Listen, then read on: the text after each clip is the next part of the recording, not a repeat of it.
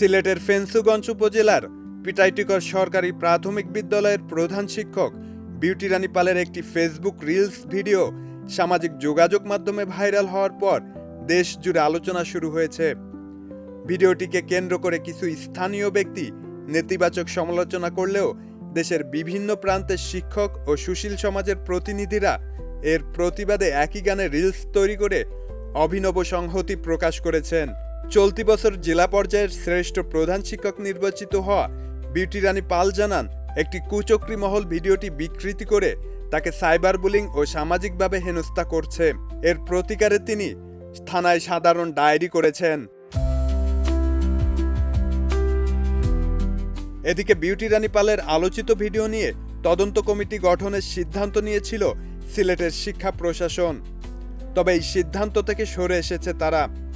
প্রাথমিক ও গণশিক্ষা প্রতিমন্ত্রী ববি হাজ্জাজ স্পষ্ট জানিয়েছেন, গান গাওয়া বা এমন ভিডিও প্রকাশ করা কোনো অন্যায় বা অপরাধ নয়। সিলেট জেলার প্রাথমিক শিক্ষা অফিস থেকেও বিষয়টিকে বড় কোনো অনিয়ম হিসেবে দেখা হচ্ছে না।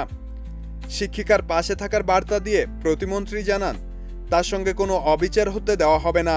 সরকারি বিধিমালায় নাচ, গান বা ভিডিও প্রকাশ সরাসরি নিষিদ্ধ না থাকলেও তা অফিসিয়াল শৃঙ্খলা ও ভাবমূর্তির সঙ্গে সাংঘর্ষিক কিনা তা প্রেক্ষাপট বিবেচনা করে বিভাগীয় ব্যবস্থা নেওয়ার সুযোগ রয়েছে। তবে স্কুল প্রাঙ্গণে শিক্ষিকার ভিডিও ধারণ নিয়ে কোনো অসঙ্গতি পাওয়া যায়নি বলে জানিয়েছে শিক্ষা প্রশাসন। অন্যদিকে শ্রাবণের মেঘগুলো জড়ো হলো আকাশে গানটির শিল্পী ও ডিফারেন্ট টাচ ব্যান্ডের প্রধান ভোকাল মেজবা রহমান বিষয়টিকে নিয়ে নিজের অবস্থান জানিয়েছেন। তিনি বলেন, এটা চিরন্তন বৃষ্টির গান, বর্ষার গান, প্রকৃতির গান। 1989 সালে গানটি তৈরি করি, 1990 সালে প্রকাশ করি। 36 বছর পরও এর আবেদন একটুও কমেনি।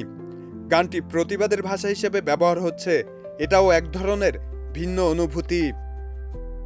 শব্দনীল, দেশ রূপান্তর।